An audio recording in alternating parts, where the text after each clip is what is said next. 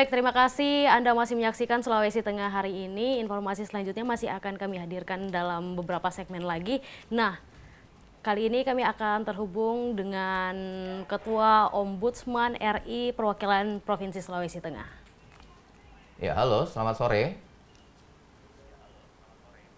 Selamat sore, Assalamualaikum warahmatullahi wabarakatuh. Waalaikumsalam warahmatullahi wabarakatuh. wabarakatuh. Ya, saat ini kita terhubung dengan Bapak Sofyan Farid Lembas selaku Kepala Ombudsman Republik Indonesia Perwakilan Sulawesi Tengah. Iya, Pak Sofyan, sudah sejauh mana peran Ombudsman dalam penanganan penyebaran COVID-19 di Provinsi Sulawesi Tengah? Ya, Alhamdulillah sejak tanggal 7 Maret kami sudah berkoordinasi dengan pemerintah provinsi dan tugas Ombudsman adalah sebagai pengawas dan kami berkoordinasi dengan banyak pihak, dengan pihak rumah sakit dan terutama dengan tim gugus tugas penanganan corona ini, di mana kami mencoba untuk melakukan pengawasan di beberapa rumah sakit yang menjadi rujukan untuk penanganan corona ini di Kota Palu. Kemudian juga kami mencoba melihat bagaimana antisipasi di bandara, kemudian di pelabuhan, bahkan sampai di beberapa terminal-terminal yang menjadi objek pengawasan daripada Ombudsman. Pada intinya Ombudsman seluruh upaya pemerintah daerah untuk mengeliminasi sebesar mungkin, semaksimal mungkin agar betul-betul daerah kita ini tidak menjadi mewabah begitu untuk corona ini. Kita tahu sampai hari ini kita bersyukur belum ada satupun korban corona di Sulawesi Tengah, dan itu harus kita patut syukuri dan kita berikan apresiasi kepada pemerintah daerah. Ya.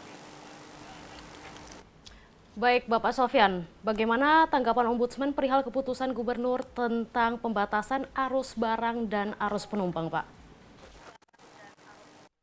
Ya, kami Ombudsman sepakat dengan pemerintah daerah dan kita harus mendukung itu karena penyebaran ini tidak hanya dari kontak manusia, tapi juga dari barang. Di mana kalau virus itu sudah kena di barang itu akan juga berpengaruh, dan kami juga menyarankan kepada Gubernur untuk sebaiknya juga melakukan lockdown di bandara. Jadi bukan hanya di darat, tapi juga di laut dengan di udara, karena yang jadi problematika kita sekarang adalah mobilisasi penumpang lewat udara itu yang ternyata banyak yang sekarang jatuh menjadi orang di bawah pengawasan dan PDP. Nah, jadi ini yang menjadi kerisauan daripada Ombudsman, di mana kita harus mengawasi secara ketat di bandara-bandara. Nah, kami sudah mengusulkan agar supaya bandara itu ditutup saja, tapi banyak kendalanya, ada buah si malakama di situ,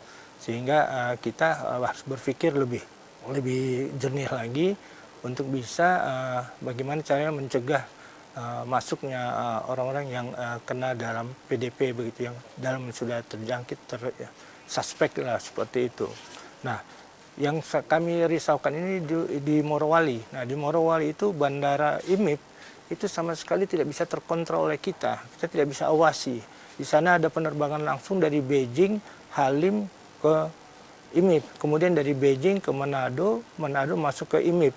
Itu kita tidak punya seorang pun pengawas imigrasi yang bisa mengawasi lalu lintas TKA itu. Nah, ini yang jadi problem kami. Kami meminta supaya di stop dulu bandara IMIP itu untuk sampai wabah ini bisa berhenti begitu. Jadi minimal bandara di IMIP itu harus ditutup dulu, karena kita tidak tahu TKA itu masuk itu kita tidak tahu. Nah, kita tidak punya petugas imigrasi di sana. Ya. Keputusan dari Presiden sendiri, instruksi dari Presiden, bahkan Gubernur sendiri mengenai work from home. Nah, kita ketahui bahwa masih begitu banyak area-area atau pelayanan publik seperti bank ataupun loket-loket untuk pembayaran tagihan lainnya, ataupun instansi-instansi yang masih melakukan pekerjaan seperti biasanya. Bagaimana tanggapan dari Ombudsman?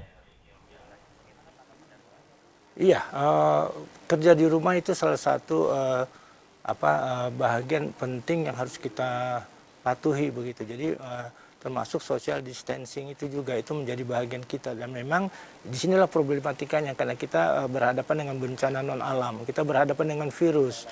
Nah, semungkin anjuran pemerintah itu harus kita patuhi, di mana kita mengurangi beban kerja bertemu dengan kok ada kontak begitu, jadi kita harus bekerja di rumah saja dulu. Sebaiknya untuk kasus ini, kasus corona ini, kita harus bekerja di rumah, kita lockdown untuk di kantor. Dan kemudian social distancing juga ini harus dipatuhi oleh masyarakat. Ya, bersyukur keluar maklumat dari Kapolri yang mencoba untuk melakukan pengawasan terhadap social distancing ini. Dan saya pikir ya sudah tempat-tempat umum harus ditutup dulu untuk sementara. Itulah resiko kita menghadapi bencana non alam ini. Baik Pak, baru-baru ini kita melihat gencar-gencarnya pemerintah dalam penertiban dalam upaya penanganan COVID-19. Nah, salah satunya penertiban kegiatan Pemda di salah satu hotel yang ada di Kota Palu, Pak. Nah, dibubarkan langsung oleh Polres Palu. Bagaimana tanggapan Bapak perihal penanganan COVID-19 ini, Pak? Iya, itu salah satu bagian dari pengawasan kepolisian, di mana sudah keluar maklumat dari Kapolri yang melarang ada pertemuan-pertemuan, bahkan pesta kawin. Jadi bukan hanya di hotel, salah satu hotel itu ditutup kegiatannya, bahkan ada beberapa pesta kawin itu dibatalkan. Kalau untuk di pesta kawin yang di jalan-jalan itu sudah ditutup sama sekali. Tidak ada lagi sekarang kegiatan-kegiatan yang mengumpulkan banyak orang. Dan itu harus dipatuhi. Hanya cara itu yang efektif kita untuk melawan corona ini. Kita hindari kontak badan langsung. Kita tidak tahu tiba-tiba kita tertular atau seperti apa. Nah, inilah yang menjadi bagian pengawasan kami juga. Kami justru mendorong pihak kepolisian untuk lebih tegas soal itu. Kemudian kami mendorong juga pemerintah daerah, ayo kita bersama-sama dengan masyarakat bahu-membahu melawan serangan corona ini. Saya pikir insya Allah masyarakat Sulawesi Tengah bisa melakukan ini. Ya, Bapak, kita ketahui bahwa di Kota Palu sendiri atau Provinsi Sulawesi Tengah belum ada yang terkena dampak dari, belum ada yang positif ya Pak ya. Tapi ODP itu sudah ada 38 orang, sedangkan untuk PDP sudah ada 19 orang. Di sini kita ketahui bahwa Gubernur Sulawesi Tengah sendiri sudah menunjuk Badan Diklat Provinsi Sulawesi Tengah untuk menjadi rumah sakit rawat penanggulangan bencana COVID-19 ini. Bagaimana tanggapan Bapak? Iya, itu salah satu ide dari Ketua Dewan yang kemudian disahuti oleh Gubernur, dan ini menjadi catatan kita. Memang kita bersyukur punya Gubernur yang memahami tentang soal kesehatan ini, dan ini kami dorong supaya rumah sakit diklat itu bisa dipenuhi dengan sarana prasarana yang sesuai dengan standarnya. Jadi misalkan alat pelindung yang selama ini kurang kita miliki, dan itu dengan ada bantuan dari pemerintah pusat juga diharapkan itu bantuan itu segera datang dan kita memenuhi seluruh perlengkapan dan yang sesuai dengan standar penanganan corona. Jadi ide tentang diklat ini dijadikan, bahkan bukan hanya itu, kami usulkan juga mungkin bisa dipakai Wisma Haji, mungkin bisa juga dipakai LPP, karena kita khawatir kalau terjadi ledakan kasus, ya kita berharap tidak ada yang positif corona ini toh. Jadi yang dari PDP itu mudah-mudahan hasil labnya juga tidak bisa negatif itu. Nah, ini kita harapkan, sebab kalau sampai terjadi ledakan kasus, nah ya kita harus siap-siap semuanya. Bukan hanya kita menyiapkan rumah sakit, tapi kita juga harus menyiapkan kuburan massal. Nah, itu kita tidak inginkan terjadi di Sulawesi Tengah. Mudah-mudahan Allah melindungi kita semua, dan kita semua bersama-sama dengan masyarakat, pemerintah, kita harus patuh. Itu intinya.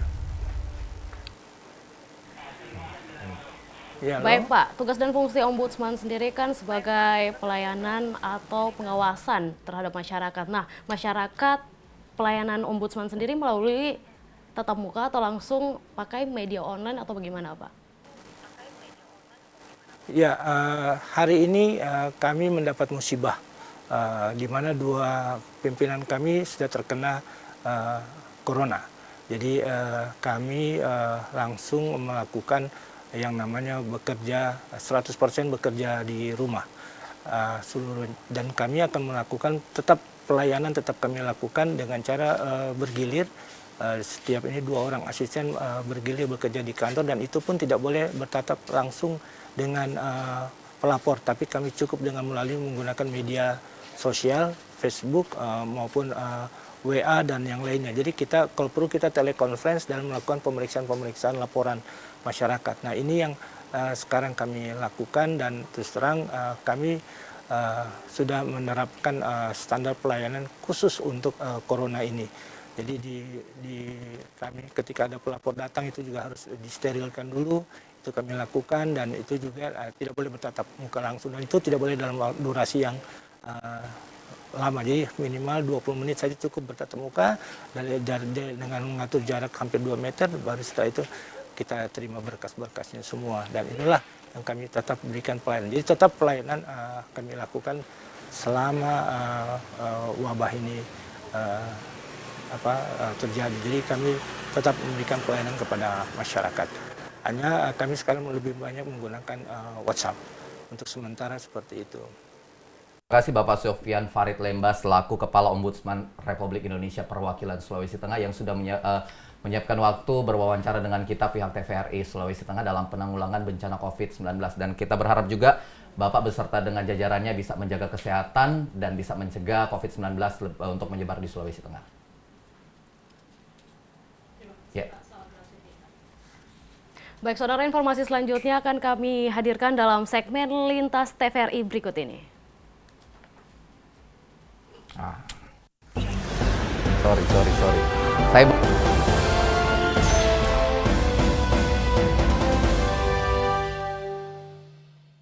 Ya, Saudara, Gubernur Bengkulu Rohidin Mersya memastikan ketersediaan pangan di daerah ini aman.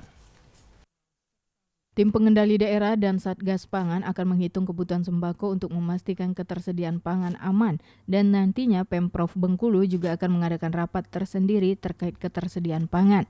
Merebaknya virus COVID-19 di Indonesia juga perlu diwaspadai Provinsi Bengkulu agar nantinya tidak ada kepanikan di tengah masyarakat yang mengkhawatirkan tidak tersedianya bahan pokok. Sejumlah kebutuhan pokok di pasaran dipastikannya juga tersedia, dan tim Satgas Pangan akan melakukan pemantauan apabila ada oknum yang melakukan penimbunan sembako untuk menaikkan harga. Tim pengendalian inflasi daerah dan Satgas Pangan sudah meminta juga memastikan penghitungan kebutuhan sembako agar kita pastikan dalam kondisi aman, stoknya tersedia. Nanti kita akan ada rapat khusus tersendiri terkait dengan ketersediaan pangan yang ada di Provinsi Bengkulu. Pantauan tim liputan TVRI Bengkulu, harga yang mengalami kenaikan adalah gula pasir dari sebelumnya dijual Rp12 hingga Rp13.000, kini Rp19.000 per kilogram. Diperkirakan pedagang harga akan mengalami kenaikan karena dalam waktu dekat umat muslim juga akan menjalankan ibadah puasa Ramadan yang biasanya berdampak pada meningkatnya kebutuhan sembako seperti gula pasir. Santi Syafril, TVRI Bengkulu melaporkan. Ya, saudara, informasi tadi menjadi informasi terakhir kita di Sulawesi Tengah hari ini. Mewakili seluruh kerabat kerja yang bertugas, saya Yunita Clara. Dan saya Riki Mamesa, dan kami mewakili kerabat kerja TVRI mengucapkan selamat Hari Raya Nyepi bagi umat Hindu yang merayakannya. Dan demikianlah Sulawesi Tengah hari ini. Wassalamualaikum warahmatullahi wabarakatuh dan sampai jumpa.